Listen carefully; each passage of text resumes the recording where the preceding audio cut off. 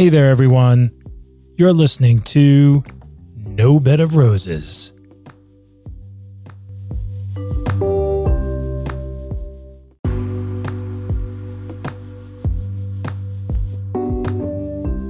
Welcome back, everybody. Our guest today is Johanna McCloy. Johanna and I met at the Genesis Awards for the ARC Trust in Los Angeles years and years ago as volunteers. Genesis Awards is a benefit for animal activists, animal rights, animal support. It's a good group. And it's a long time ago that we connected, but we stayed in touch over the years. And Johanna was a big proponent of getting vegetarian or soy dogs into the Major League Baseball parks and stadiums. It's a pretty cool initiative. But although we know each other all these years, Johanna has had a secret. Now, her mom published a book that Johanna edited, and that secret was revealed in the book, but I'm not going to say anything about it. Johanna will. And I just found this out, and now I'm sharing it with you, or Johanna's sharing it with you. So here's Johanna. You grew up the daughter of a spy. Yeah. You, I would guess, did not know this, that you were the daughter of a spy. No, I didn't know until I was 15. I was 15 when my father told me. I was about to enter my junior year in high school, and we were living in Tokyo at the time. My brother and sister are older than I am. So my brother was in college. My mother was in the States with my sister, getting her all set up for her freshman year in college. So it was just my dad and I. We had been in the States for summer vacation. Where were you living before? When I was 3 months old, we moved to Spain. Okay, so you were born where? Let's start at the beginning. I was born in Pennsylvania, but we just happened to be in Pennsylvania when I was born. So I don't really have any. In Scranton, just like Biden. Look at that. 3 months old, yeah, we moved to Spain. At 3 months old? Madrid, And you would have moved there because your dad had an assignment? Right. Okay. So we were there for 7 years, and my parents placed us all in Spanish schools. And so Spanish was my first language. And I thought I was a Spaniard with these strange American parents. That was all I knew. So still, ¿tú hablas español? Sí, yo hablo español. Ah, bueno. Yeah, so when I was 7, my parents announced that we were moving to India, and we would be placed in the international school, which is English speaking. Where in India? Where did you go? In New Delhi. My sister and brother had spoken English before. They still were predominantly speaking Spanish because we were all in Spanish schools, but they spoke English. Are you the youngest? Yeah, so I didn't speak any English. So they put us into intensive English classes that summer. And then we moved to New Delhi and lived there for 2 years. And then I was in 5th and 6th grade there. What are they speaking? What's the primary? Hindi. It's Hindi. So you learned a few Hindi phrases because you were in an American school. Just a little bit of Hindi, maybe? I don't remember it. My best friend there was actually our driver's daughter, Madhu, and she didn't speak English. I barely spoke English. I spoke very choppy English. It took me a while to adjust to being in a more American, even though we were in New Delhi. Was she also 7? Same age? No, she was 14. Okay, so you have a 14-year-old girl speaking Hindi, a 7-year-old girl speaking Spanish with a little bit of newly learned English, living in Delhi. This is good. After that, we moved to the only year we lived in the States during my entire growing up was when I was in 5th grade, and we moved to Ithaca, New York. And my father went to Cornell, and he took intensive Japanese for a year so that we could move to Japan. So we knew we were there only for a year. Why Cornell? Cornell is known for veterinary, hospitality. I didn't know it was known for Japanese. Interestingly, Eleanor Jordan was the professor of Japanese there, and a Caucasian woman, but she had a particular approach to teaching Japanese, I guess, that was conducive for, just someone who wanted to immerse themselves for a year, I guess. At least the CIA thought so. So you're in 5th grade. Are you thinking about what Daddy does or no? Not really. No, not really. No, because it's all you know. You know what I mean? And especially when you grow up overseas, everyone around you is like you. You're all peripatetic people, everyone's coming and going. No one's from where you live. Right. Yeah, of course, there's going to be people who are native to that country that also attend the school. But by virtue of it being an international school, you have people from all over who are there stationed for business purposes, or, maybe it's the teachers' families, or they're missionaries. Or your dad would have had some kind of business that he was in, or was he working for the State Department? What? No, he was undercover. He was always undercover. He actually worked for corporations, and he held the job and the title that he was given. So it was not just cover without substance. So he actually would have been. What was one of his jobs? Do you remember? It's interesting. We don't tend to talk about where he worked. Oh, okay. We're still sort of trying to be, even though it's probably out there. He would work for multinational corporations. Would he be in sales? Would he be in marketing? Was he an engineer? He was like in quality control, or okay. He was a buyer. And at one point, he was an executive search. He worked for an executive search firm. I like that you still can't reveal stuff. That's cool. It's interesting to just still not feel like that's. We don't talk about that. Yeah. But he in your did DNA. hold those jobs, and the scenario is that the people that work for him in that office, no one knows. He can't pull off a title and a job without doing it and being believable. That's why I always am quick to tell people, he actually had 2 jobs. Yeah. The other one was the one he did when he wasn't doing, but he got paid only by the CIA, and the CIA paid less. So hold on a second. So his employer knew that he was. Yeah. Oh, that's interesting. They're I would assume they're in cahoots. That's why people don't like to talk about what corporation they work for, because the corporation is sort of doing their patriotic thing in exchange for having a free corporate executive. I don't think I knew that. I know for sure that I didn't know that. I would have been under the assumption that the company was also in the dark, because it would just be more secure that way. Well, it is secure in that most people, if not everybody that knows my father or anybody working in that capacity, don't know. It's just the immediate supervisor, not there on the ground, higher up the corporate ladder. So he immerses himself in Japanese and is pretty good at it. You go to Tokyo.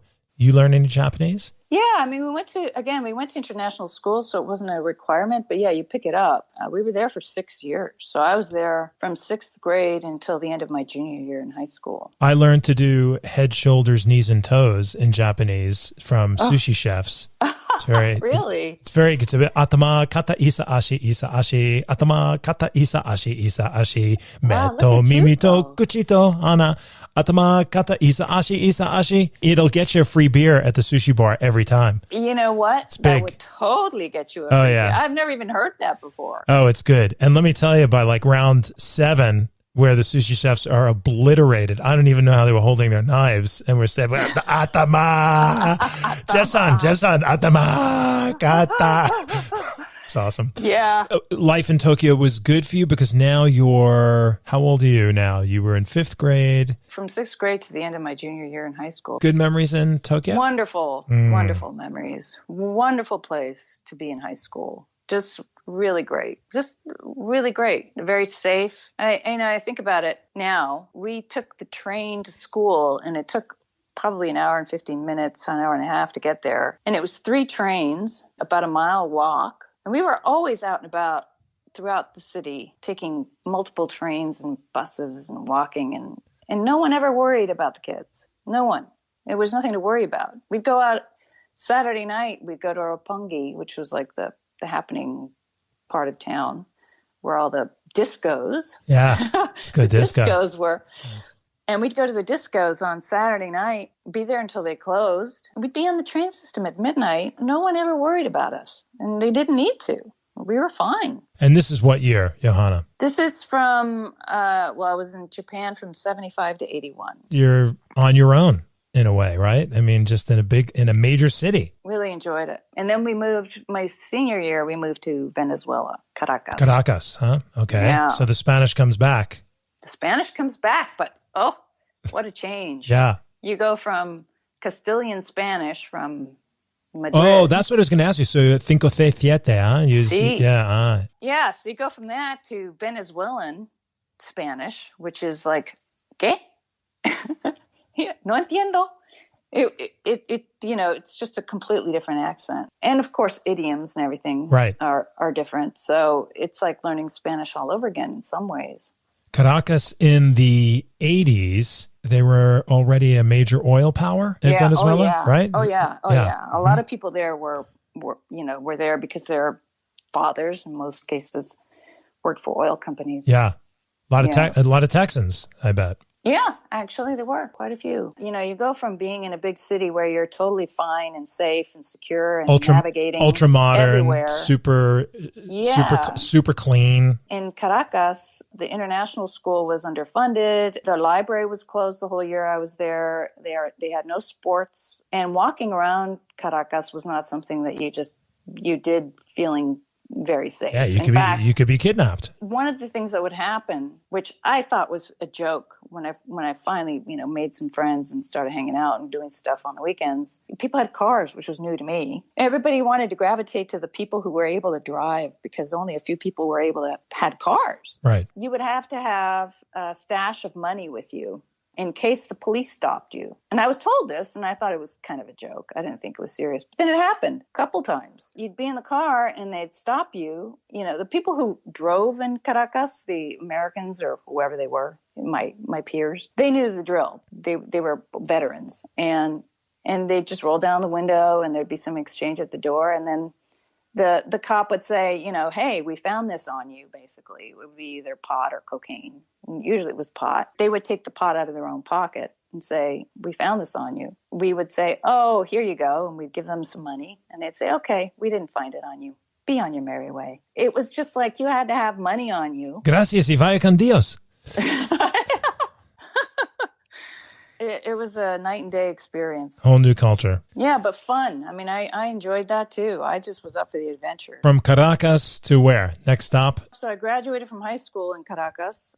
So I went to college in the States. I applied for the UC system in California because that's where my father was from California. That's where he met my mom. And that's what we considered home in a general sort of way. We didn't have a home in America because we never lived here. The UC system just seemed like the natural college system to apply to. I got into UC Berkeley and UC Santa Barbara, and I decided to go to UC Santa Barbara because my sister had just gone there and liked it. It's interesting because that's actually the year I had the most culture shock of my life, was my freshman year in college. Did you live on Isla Vista? Your Isla Vista? Yeah, I did. I just had a really hard time adjusting to what was, to me, a very American culture, and I just had a really difficult time. And so I ended up transferring to Duke. Very academically rigorous, as we know, Duke. Yep. Very challenging in a lot of great ways. You were 15 when he told you that he was a spy. Right. So that was in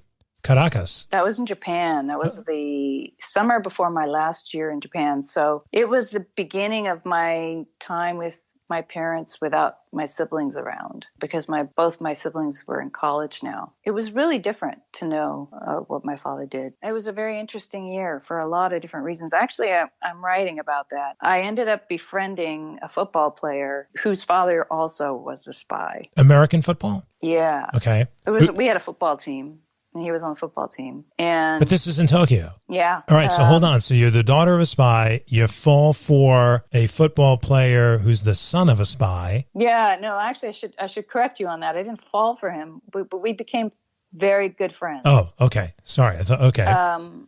Because we both recognized and knew about ourselves and about each other. And somehow we were able to, in coded language, decipher that we were both aware of one another at a party. And we became very close because that was the only person I could talk to about my father. And it turned out a good friend of mine, one of my best friends, who was kind of this is very high school, but it's true, was kind of his love interest. She was a missionary's daughter. She had been born and raised in Japan, spoke fluent Japanese. They were from North Carolina originally, the family, but she spoke Japanese fluently, went to Japanese kindergarten, everything. He told me her father did not appreciate the fact that the CIA had people on the ground in Tokyo, and he found it to be very distasteful, and he wanted to out them. Oh, my. Yeah. Wow. So this football player said, that's why I won't allow myself to like get close to her and become her boyfriend. But she doesn't know that. And I certainly can't tell her that. And so that became a very strange scenario because she noticed that he and I were getting close. She was jealous and I couldn't tell her why. It's a very high school scenario. And It's yet good. not, It's right? Spy Kids grown up a little bit. Yeah. It's good. But you did not obviously betray his confidence. Was the daughter an advocate for what her father wanted to do? I mean, her dad had this mission. I don't know if she even knew, actually. I don't know if she was even aware of any of that. Maybe she was, but I don't think it was on her radar because it didn't pertain to anything that would matter to her. You know what I mean? It's not nothing of that. Nothing like that seems relevant to you when you're in high school. But her father said, I don't like the fact that CIA people are here. I want to out them. And he said that to her. My friend, the football player, was told this by his father. And I don't know how his father knew. Oh. So the football player's dad was saying, I'm going to need an org chart here soon. Okay, so the football player's dad was saying that, hey, this girl's father doesn't. Okay, got it. Yeah. You got to avoid her. So I ended up being invited to her house for Thanksgiving in the country. Oh, the plot thickens. Okay. Yes. Country house. This was like 2 months after I found out about my father, and shortly after the football player and I started confiding in one another. So I sat down with my father and I said, here's the story. I was just invited to spend Thanksgiving with her family, and I would normally be all over that, going into the mountains in Japan and spending 4 days with this missionary family in this area. It just seemed like such a great thing to do. I'd heard about it, and my father's like, go. And I said, well, here's the thing, and I told him what I'd heard, and he said, well, I haven't heard about that. I think you can hold your own. I said, yeah, I guess. He said, if he asks you anything, you just tell him what you've been telling people all along. None of it's a lie. I do work for the corporation. I do that job. That is why we're here. So there's nothing that you're changing, it's okay. So I thought, okay. So I went over Thanksgiving meal. He starts questioning me. Now, was there a reason? Oh, he's just suspicious of any outside. Like, so what brings your family here? What exactly did your father do? And that's interesting. So where did you live before? And why was that? And this is an American. Mind you, he's a North Carolinian, right? They're not the reason you went to Duke. Right? They're not the reason that you went to. Well, no, I know, but it just gets stranger and stranger. Okay. She actually went to Duke, and her family was very connected with Duke, so we both ended up going to Duke. All right, so you're at Thanksgiving, and you say, pass the cranberries, and he passes the cranberries and then says, Johanna. And he's looking at me, and he's like, and everybody else is just doing what they normally would do, passing the stuff around and eating. And is it a big table? How many people at the? No, it wasn't a big table. It was a little cabin, really. It was a cabin in the woods. So, and there were, I don't know, I think maybe she had 2 siblings there with her, and parents and me. So it's not like you can get lost in a crowd. You're stuck with this. Oh, yeah. Okay. So the interrogation begins at Thanksgiving. No, and mind you, I don't think anybody else would have thought it was an interrogation because no one's thinking that way. Right. And he didn't have that tone. It's just that I'm aware. Right. I had acted in plays and I loved acting, but I really became aware that this was like going to be the performance of a lifetime because I couldn't give anything away. My father had really instilled in me, this is not something you tell people. Right. And it's not okay for people to find out. This is dangerous. Listed all the things that can happen, and they were not pretty. And he made sure that was drilled in big time. Yeah, I was a nervous wreck. I had to act like I was just and did he answering the questions. Did he press you to make you uncomfortable, or were you? No, I don't think so. I think he took it as far as he might have anyway. All I kept telling myself was what my father had told me. You're just answering questions. You're saying what you would have said 3 months ago. It's still the same. The answers are still the same. There's nothing wrong with this conversation. Let's jump to when your dad sits you down and says, Johanna, honey, I've got something to tell you. Yeah. Yeah. That was quite the evening. You're together. Everyone else is gone. You're in Tokyo. Is that right? Yeah, we're in Tokyo. We'd just flown back together from the States, just my dad and I. Okay. And we had a pretty good bond. We really loved each other, and I think we had a special bond. And we had just gone home. We were both so happy to be home. we had jet lag and everything. We went out for dinner, grabbed a bite to eat because we didn't have anything in the refrigerator. And while we were having dinner at this local neighborhood restaurant, he says, so I'm going to tell you something tonight. It's very serious. That's like, okay, what are you talking about? And then he proceeds to eat. And he's very serious. And I say, what are you talking about? Do you remember what you had? Do you remember what kind of restaurant? Oh, yeah. Was it a sushi joint? Italian restaurant. Italian. And we were eating lasagna. Is it good Italian food in Tokyo? Yeah. It was our favorite little restaurant in the neighborhood. Yeah. I think it was called Shark. Bunch of Japanese guys cooking correctly. Italian? Yeah, nice. Probably. Yeah. I don't remember who was cooking, but yeah. So he makes this announcement that he's going to tell me something very serious later. And I'm starting to question, well, why can't you tell me now?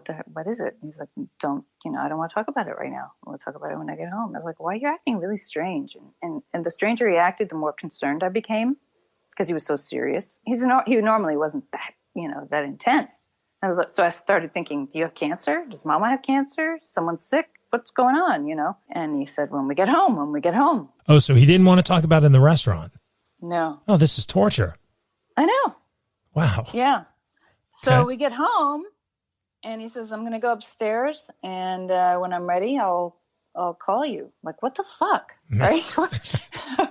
And he liked his cocktail. So he went and got his cocktail and went upstairs, clink, clink, clink with the ice in the glass. I'm sitting in the living room in the dark going, what the heck? And so I pick up the phone. I call a friend, I'm like, hey, I'm back, blah, blah, blah. So and then I said, so my dad's acting really strange. She's like, what's going on? And I say, because I don't know, right? So I said, he just said that he had something. And then my father, he's leaning over the stairwell down into the living room. He's like, hang up the phone now. Just scared the bejesus out of me. Don't talk to anyone. Hang up the phone right now. I'm like, you've never seen him act like this.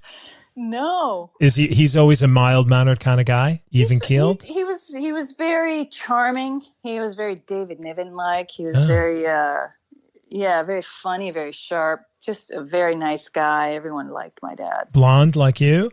No. He had dark hair. Okay. Blue eyes, yeah. Yeah, so then he said, okay, I'm ready. I don't know what to expect. So he's basically in his yukata, which he hung out.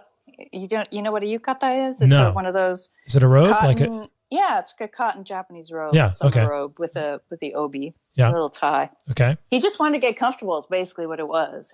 He just wanted to settle in and get ready emotionally, I guess. So he's sitting on his bed in his yukata with his cocktail. So I sit at the end of the bed. He says, "So what do I do for a living?" What? What? Yeah, this is all very strange. So I tell him what he does for a living. He goes, yes, that's true. I do that, but I have another job. So then my mind goes to, so we're hard up, so he's been doing something on the side because we don't have money. That's right. Well, what do you do? So then he says, I work for the CIA. And I'm like, what? And he says, yeah, I'm a spy. And I was like, wait. How do you take that in? You just don't take that in. It really is like you can hear your mind blowing. What? All I could think was movies. Of course, that's what everybody thinks. I think. I'm like, wait, what? So you go around people's yards wearing black and sneak into people's homes and spy on them? It's like, I don't know. He's like, no. But he was laughing. He thought that was hilarious. He's like, no. But I'll tell you more about what I do. When I have this conversation, I want to make sure you understand. Yeah, we ended up sitting for probably 2 hours. Are you able to share some of those details or no of that conversation? I mean, one of the things he said to me, I was very excited and I was jumping around going, oh my God. And he says, no, I need to instill in you how serious this is. I need you to understand how grave it would be for this to get out. I don't want you to leave this room until that's very clear. He said, grab my briefcase.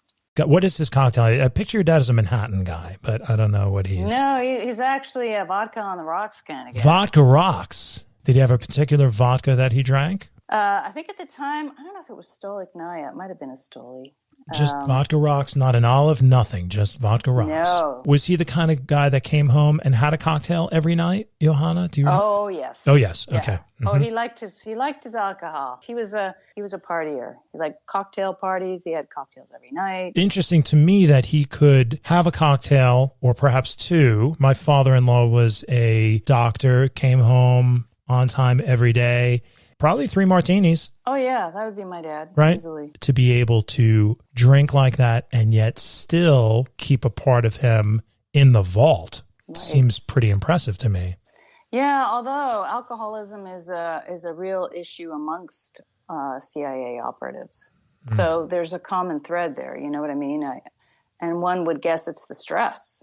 It's a way of being able to tolerate it. If we chase that down a bit, so if alcoholism is a common factor or it has a common presence with agents, and we know that alcoholism is a disease that is hereditary, is this something where people with that trait are drawn to this business, or that trait lies dormant and then surfaces because of the stress? I wonder. Yeah, that's an interesting question. I mean, it's someone ought to study that. Is it part of the archetype? You know what I mean? I mean, I do know what you mean. Although I do think, and I think maybe there's a connection, and I'm completely hypothesizing here, but maybe there's also a connection with just the desire for adventure, because I know that was very high on my father's list. The desire for adventure. There's a correlation. Yeah, being a little on the edge. Yeah. Thrilled him. Yeah, it's interesting. So what are the elements of that archetype? Is there a sense of escape? Are you running from? Are you running to? It's kind of interesting. I mean, you can see the Hollywoodized romantic version, as you described your dad yesterday, as this David Niven-esque dashing character, always with a cocktail and able still to jump,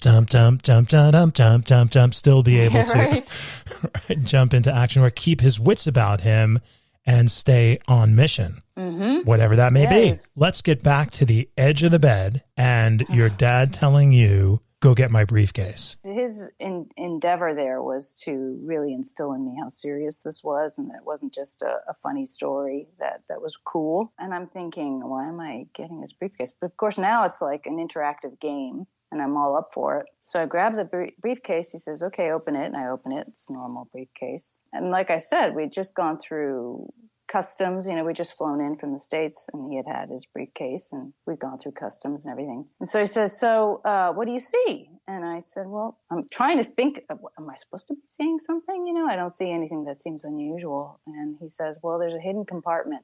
And I'm thinking, no way. And he says, yeah, there is. See if you can find it. I was like, oh my God, this is unbelievable. Especially because this was his briefcase, had been for years. You know, it was the briefcase we associated with my father. And what? Is it a soft-sided case? Is it one of those hard-sided? No, it's one of those hard-sided sort of metal boxy. Oh, not boxy, but you know. Not leather? A metal? No. Okay. No. So like a aluminum, it was the kind with latches, you know, with metal latches. The clicky latches and lock. Exactly. But a metal almost looked like a road case, like silver. Yeah. Yeah. Right. So I'm trying to figure it out. I don't know. I don't know. So he's like, "Do you give up?" And I say, "Yeah." It's like, okay.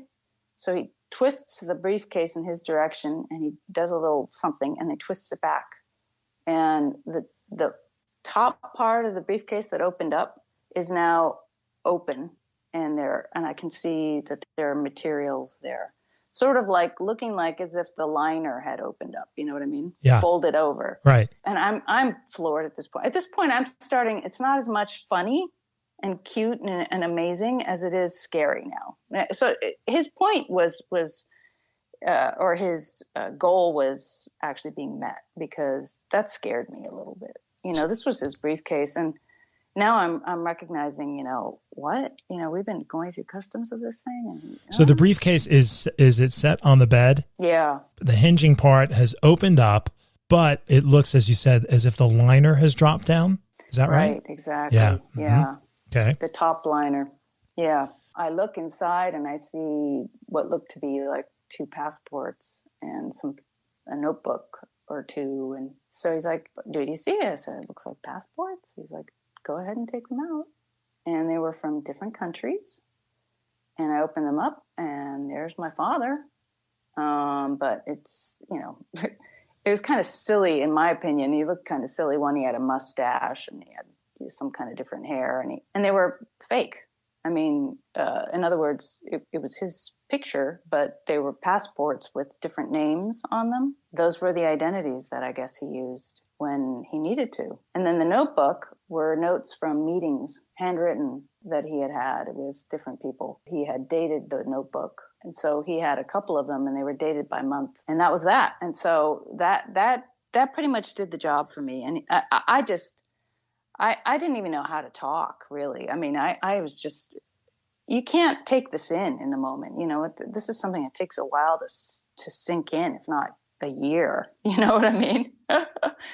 I was just thinking, we just went through customs. And he said, yeah. And I said, and I noticed that you went to the other line when we went through customs. And I was wondering why you went to the other line. And he's like, yeah, I tend to do that when I have the briefcase, just in case. And I said, no one's ever discovered this. He's like, nope. So that really kind of brought it home. And what was the other line that he had gone to? Oh, it was just separate lines. Oh, so he distanced himself from you? Yeah. It was the same purpose, same line, same purpose. But I guess he just didn't want to be right next to me in case there were questions or anything. I don't know. But that just kind of hit me like, wow, I've written about this, and it truly felt like I assumed it might feel if you're told you've been adopted, at that age. Because I felt like I had to recalibrate, which I really did, my whole life. I had to recalibrate all of the experiences that I had had and that my family had had, and put them through the new filter of he was a spy, and recalibrate. Okay, so was that experience related to that? Was that experience related to that? How does it change my perception of that experience that we had? And then finding out that he had told my brother when he was 16, and then he had told my sister when she was 16. I was 15, but he had decided to go ahead and tell me. So finding out that my siblings knew, and they'd kept the secret. So these guys knew, and they're how much older than you, Johanna? Your brother and sister? My sister's 2 years older, and my brother's 3 years older. So was there a sense then, because your mom knew, right, and now your brother and sister knew, and you were the odd man out, you were the last one to not know this secret? Was that a little overwhelming? Yeah, absolutely. It's just, you feel like you've been lied to. You have been. And then so you're trying to reconcile that really huge, hard truth.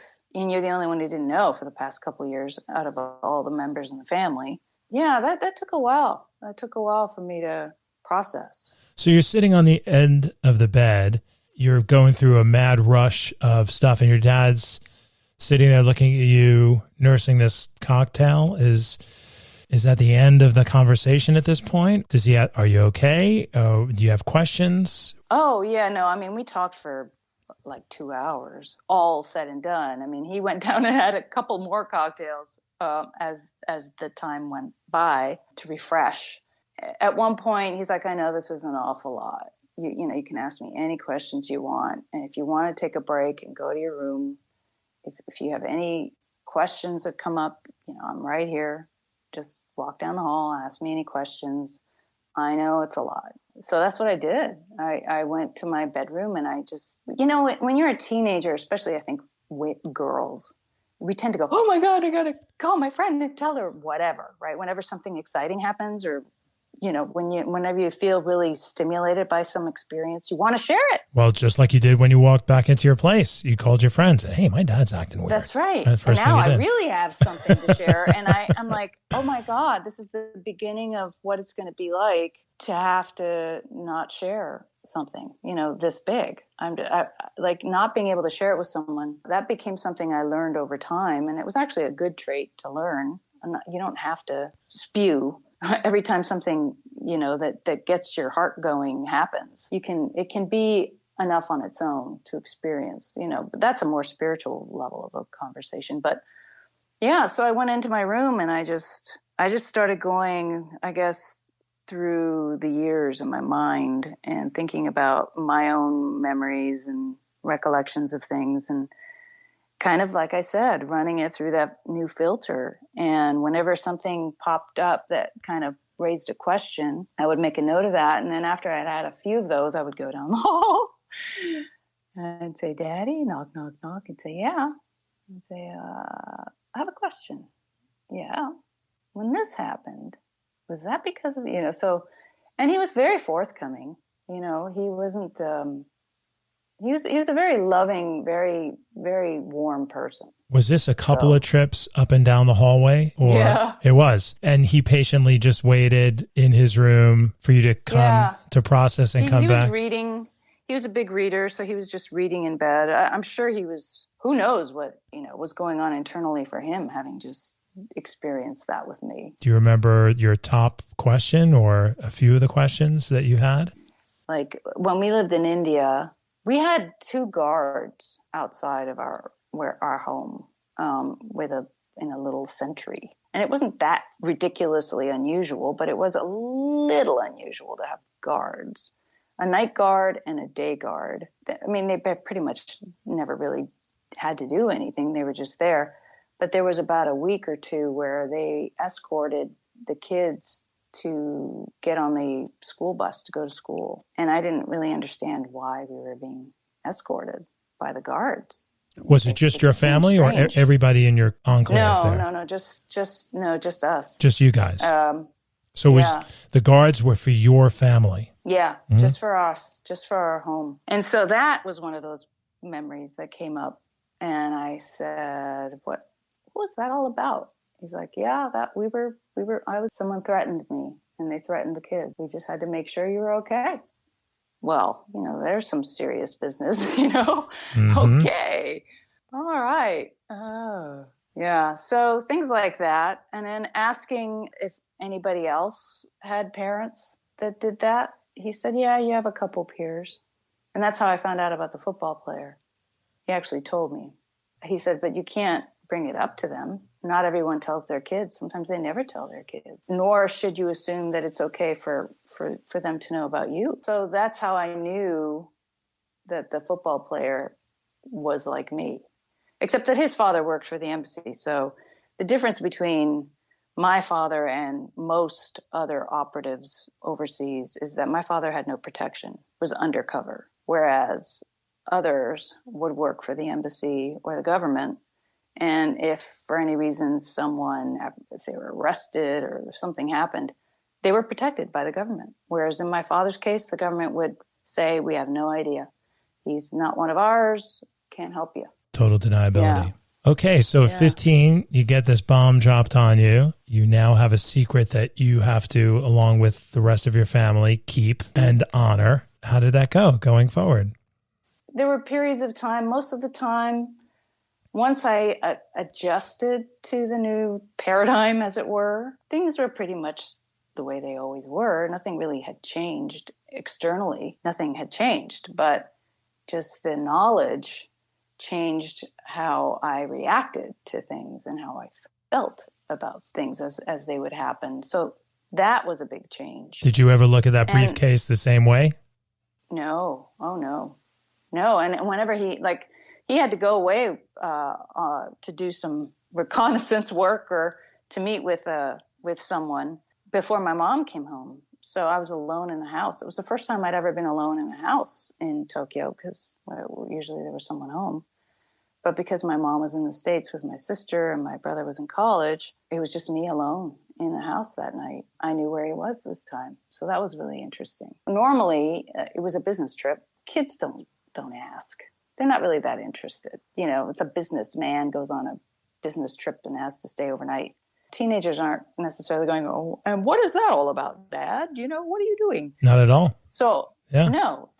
Although I had asked once, what does Daddy do? I'd asked just innocently once when my mom was doing laundry and I was helping her. And I said, what does Daddy do at night when he goes away? And she bristled.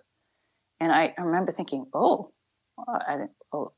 that an inappropriate question to ask? What? That was weird. And she wouldn't look at me, and she's like, "Oh, just he has quality control, and he has to go to factories, and he's just too far away, so he comes home the next day." Okay. And then I got the distinct impression this is not a subject that is open for conversation. Why? I do not know. Right. Does she think he's having an affair? That's one of the thoughts I had. Does she think he's having an affair? Nah. And this is before the disclosure. So was your mom fully on board with this? Is this something that she knew? Was he doing this before they were even married? No. And in fact, just going back to the book chronicles her whole experience from the moment she found out, which was when she was going to be in on it from the very beginning. So when he went in for interviews, she was in on it. She was in on it the whole time. For more about this, we go to the book, 6 Car Lengths Behind an Elephant. Can you share the significance of that title without divulging any of the wonderful stuff and now I've got to read the book. I'm hooked. Yeah, I'm hooked. 6 Car Lengths. It's actually referencing a story that's in the book where my father, when we were in Ithaca, New York, and he was taking that 1 year of intensive Japanese before we moved to Tokyo, he was in a class ensconced with a bunch of graduate students, of course, because this is Cornell. They found out that we had lived in India. This is 1975, and India was looked upon in a dreamy fashion, a very spiritual place. And they asked my father, "Oh, wow, you lived in that wonderful country. Tell us, what did you learn? What did you learn from your experiences there?" And he said, "Always drive 6 car lengths behind an elephant." There you go. Practical. Yeah. Practical. So my mom knew that was going to be the title of her book from the very beginning, which I think is it's pretty fun. It's a good title. Absolutely. Very catchy. You were looking back and going, okay, this time, was that about this? Or that time? What about then from that time forward? You talked a little bit about, okay, when he went on that business trip and you were left alone for the first time, that freaked you out a bit. But as you went forward over the years, were there any times that got hairy, or was it just life as normal and you had this information now and you went off to college eventually and everybody just lived their lives as they would? When we moved to Caracas, that was my senior year in high school, and I think it was considered a hardship post. I know India was considered a hardship post, meaning, that it's just, there's a lot more hardship, yes, quite literally, right. Than perhaps, you're not at the Four Seasons, in Europe, for example. And Caracas I believe was a hardship post then. Since I now knew, my mom was able to confide in me, have me as her support. And my mom had a really hard time with that move. And I ended up feeling, quite honestly, like I was more a support to her than she was to me. With that move, I really felt like she was not enjoying that at all. She didn't want to move there. And she was so distraught that I was moving on my senior year in high school. And I was fine with it, actually. She didn't quite believe that I was fine with it. I just was going out of my way a little bit to make sure she didn't feel like I was not going to be okay. And I was fine. So it wasn't really much of a masking. But there were times when I felt like I had to hold it all in and I didn't have anyone to talk to about it because my siblings didn't move with me. It was just me and my parents, and it was a little more hairy there in terms of risks and dangers. And there was one night, which actually is also recounted in my mother's book. She calls it the vigil. There was one night where my father did not come home. He was supposed to come home and he didn't. And he didn't call? No. And my mom stayed up. I woke up and I realized something was, I don't remember why I knew. Maybe I heard her get up, or maybe I don't remember. But it was like 2 a.m. or something. It was a school night, and she was sitting out on the little deck that overlooked. There was a little freeway underneath, and it was actually kind of a nice view. We're up on a hill, but you could see the road coming up. And she was sitting out there with a cup of coffee, 2 a.m. And I said, "Is everything all right?" She's like, "No, it isn't. Your father's supposed to be home and he's not." And so I made a cup of coffee and I sat with her. We started talking about what the protocols were. Had I not known, this could never have happened, right? Now I was privy and I was part of the experience. So she said, "Well, they're really, I've never had this happen before. It's, there's codes. There's a phone number that I can call, and there's coded ways of saying something, but she's like, God, I don't even know what number I'm supposed to call or what I'm supposed to say. We waited and waited, and it got to be 4 or 5 in the morning, and he still wasn't home. I said, where was he? Do you know what he was doing particularly? And his whole thing was that, trying to get information on the Russians and the KGB. That was his mission, even though he was in all these various countries. He was a little concerned that he was being followed by a KGB operative.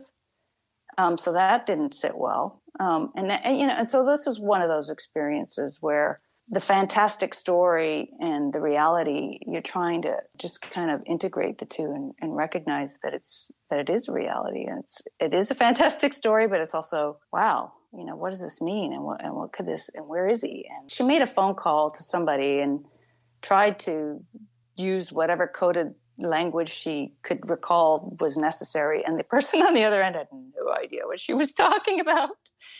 So she hung up, and that was that. It got to be morning time, and she says, you have to go to school. And I said, oh, I'm not going to school. She said, oh, yes, you are. I said, no, I'm not going to school. Daddy's not home. I've been up all night. There's no way I'm going to school. She said, no, we need to keep normal appearances. You have got to get on the bus and go to school. I know it's really hard, but I promise you, if Daddy comes home, I will make up some excuse to call the school and get you out of class and get you on the phone so that but you have to go to school. Did your parents have some kind of protocol, code, notification system between them if something went south? Was there anything where your dad would somehow get a message to your mom, call her, say something? Was there anything like that? I don't think so. It was obviously unusual for him to not show up, right? So that, so they didn't. And it's interesting to hear you recount this, Johanna, and then your mom under duress at 2 a.m. is trying to do this from memory. There isn't a book that she goes to and opens up and it says step 1, 2, and 3. She's just going, I know I'm supposed to call somebody about something and say something. Well, I'm telling you, Jeff, the book is really illuminating in many, many ways. Not only is it just, an interesting story about what it was like, but it also, there's an undercover CIA officer who just retired who reached out to me and said, oh my God, this book has to be required reading for anyone who's interested in joining as a CIA undercover operative. This is like a 101. He said, this is still true today. Really? So many of the experiences and just the ridiculousness. Some of it is just ridiculous, how things are done or not done. The things that you think would be, more sophisticated and how rudimentary they actually are. I was shocked that they remain that way to this day, but in that way the book is quite revealing in terms of just how shoddy everybody's still winging it, right, in many respects. This is how we go to bed every night thinking somebody's got a handle on it, and they don't. It goes back to what we were talking about yesterday. We got this. It's true. No, we don't. No, we don't. We don't got this. Right. Yeah.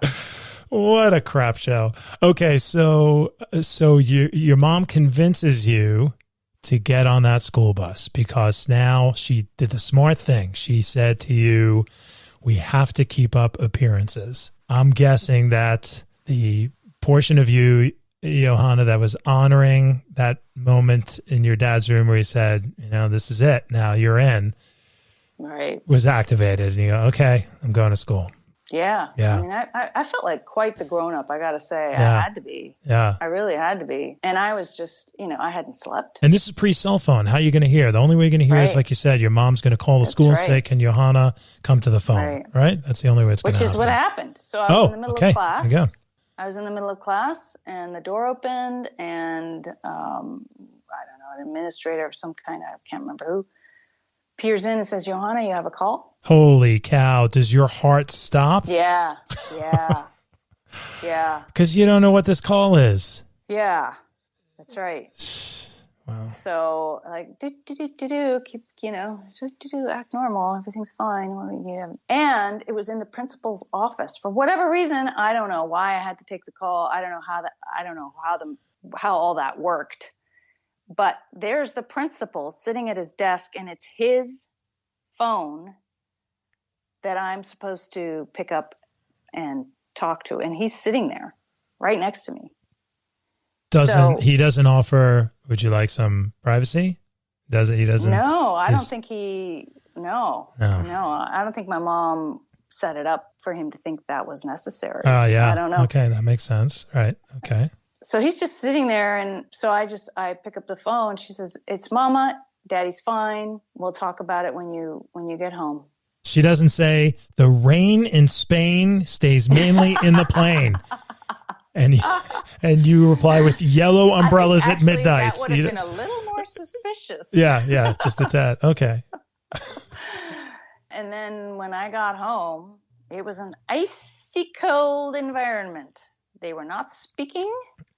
How could you do this to me? Because my father had fallen asleep and he didn't wake up. And he had been taking these flu medications, and that made him even sleepier. And of course, he likes his cocktail. So he had his meeting, and he would meet people in hotel rooms. That's what he did. So that's what happened. And he passed. He actually appeared, like, I think within minutes of my bus leaving. But she waited till late in the day to call you? Yeah, I guess she needed to figure out when and scream at him. And, right. Yeah, she was right. pissed. Yeah. And he was very sheepish and very, very, very apologetic and very sorry. But she did not speak to him, I'm telling you, for like 3 days. Understandable, but thank God nothing happened to him. And That's right. He passed out. No danger. But you guys living with the reality of what your dad does, and your mind's got to be and your mom. Of course, just the mind's got to be racing. In his career, was that the most intense kind of sense of not knowing? I interviewed my mom, and I asked her, I said, how did you handle the idea that what if he was having an affair? How would you process that? And how could you possibly know whether he was or he wasn't?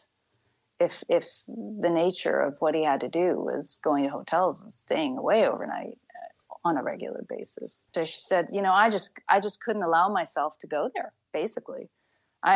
What could I do? If he was, he was. And if he wasn't, he wasn't. But I wasn't going to live with that fear or that concern or that thought. I just couldn't entertain it. It just wasn't something that made any sense to entertain. Yeah, I think that's why she probably didn't speak to him for 3 days. After that, in Caracas, uneventful, you're in high school, life just goes on, your mom and dad get past their 3-day hiccup, looking at colleges back in the U.S. What's that next move? I actually thought I might follow in my father's footsteps. Oh, really? Yeah, only because, the naive part of me, and I think this is probably true for kids of anybody, why do kids do what their parents do, right? Why does a doctor have a kid who becomes a doctor? Why does a professor have a kid who, you know what I mean? It's what you know. And so if you want to continue with the lifestyle you led, you assume you just do what your parent did, or it's familiar. I just like new experiences, unlike other people might be more trying for other people. But for me, I kind of liked it. I liked being abroad. I didn't plan on living in the States. I didn't like the States. I wanted to live overseas. And so for me, the thinking then, naively, was, well, then I'll just do what Daddy does. I mean, I've seen his life. He goes away a couple nights, he comes home. It's pretty, other people who live here have fathers who work for corporations, and their lives don't look particularly different. I thought that maybe I'd be good at it, but not really thinking about, okay, think about this for a minute. So there was one night where a colleague of my father's was staying with us. He knew, he was someone who knew. And my father told him, Johanna's thinking about doing what I do. Oh, hold on. So you had mentioned this to your dad. You had said, oh, and hold that thought for a second. What was his response when you said, I'm thinking about going into the family business, such that it is? Yeah, right. What did he say? I think my father thought it was cool.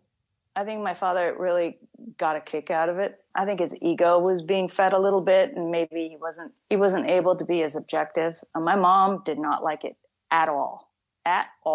And she was pissed about that. And maybe in some ways, who knows whether I was also thinking I might do that just because I knew it would please him, because I adored my father. And we had a really good relationship. And I guess I wanted to emulate him in a way. So there probably was a bit of that. But when he told his friend's like, okay, Johanna, you're not going to sleep tonight until it's instilled in you that this is not going to happen. You are not going to follow your father. And we're going to have a conversation about why. What'd your dad think about that? He's like, well, he was up for it. He loves rigorous debates. Right. I mean, he was someone who just loved having really deep philosophical discussions and conversations into the wee hours of the morning. So he was game. He wanted to have that experience. Yeah, we stayed up. Probably they were drinking. I wasn't. They're pretty drunk. I mean, he's like, do you really want it? Do you want it? Okay, this is what's involved. You know this about your father. And you know these are the risks. And this is how you're going to get paid. And you're not going to be protected. And this is the reality of what you're going to have to do. You can't tell anybody. And all the things that I knew. I went to bed pretty refreshed on the concept of what I was really saying and whether it was realistic for me. I didn't really give it much consideration after that, except that I just wanted to live the lifestyle that I had been accustomed to. And that was the only reason I kind of thought that might be the way to do it. Had your dad ever discussed the nitty-gritty about exactly what he does and what happens in the... Yeah, and that's my mom talks about that too. That's in the book. All right, so we're gonna tease that out. You want that? You gotta get the book. Gotta get the book. Gotta get the book for the details. So he had gone. It wasn't just your sense of the lifestyle, Johanna. I mean, lifestyle as far as you knew and where you were living, but your dad had discussed, look, this is my day-to-day. This is how it goes down, how I find my sources, how I groom my source, how I get the information, how I convey the information. He had shared some or all of that with you. No, he didn't share all of it by any means, but some of it shared, then. Yeah. Okay, yeah. So you knew some of the workings of, as you were saying, your dad's friend was saying, look, this is, these are the things you're going to do, right? So you're convinced that your siblings are not spies or did not follow in your father's footsteps. That allure now is long since in the rearview mirror for you, Johanna. I mean, right? Yeah. You made that choice. You moved on, and your dad continued with that lifestyle. I'm going to assume this is also in the book. He retired, I think, at 50. He died at 54. Oh my gosh, I'm sorry. That's young. Yeah, very young. It's all becomes relative as you get older. The last time I saw him was college graduation, and he passed away a couple months after that. Was he sick? Yeah. What happened? No, he had an aneurysm. So the book is 6 car lengths behind an elephant, Undercover and Overwhelmed as a CIA wife and mother. It's available in paperback and on Kindle if you choose to find it through Amazon. It's also at Barnes & Noble and available there in paperback and on Nook. John Le Carré says, a charming and unusual portrait of the secret life. And this is by Lillian McCloy, edited by our guest today, Johanna McCloy. Anything else we should say about the book other than it looks like it's got a really awesome cover and makes me want to read it? Yeah. Oh, good. I'm glad. Well, it's available pretty much from any book retailer, paperback or ebook. Right. Support your local bookstore. We should talk about that because all the mom and pop local bookshops certainly need that business. Yeah. Bordertown Publishing is the website. You can email info@, I'll get that, or go to the Facebook page and message me there. That's wonderful. So Bordertown Publishing on Facebook, directly at bordertownpublishing.com. Is that right? Yeah, that's right. Beautiful. Wonderful. I really appreciate the interest and the time, and I hope that this was a really interesting podcast for people, and I appreciate you listening to my story.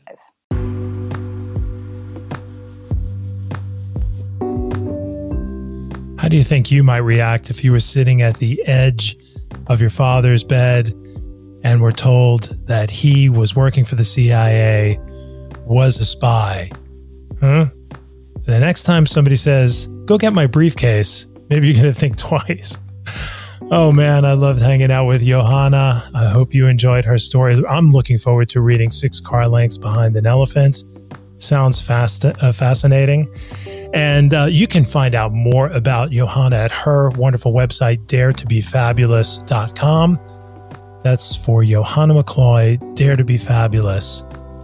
Hopefully we'll have Johanna visit us again in the not too distant future. But until then, stay safe. And remember, you can find No Bed of Roses wherever you find fine podcasts.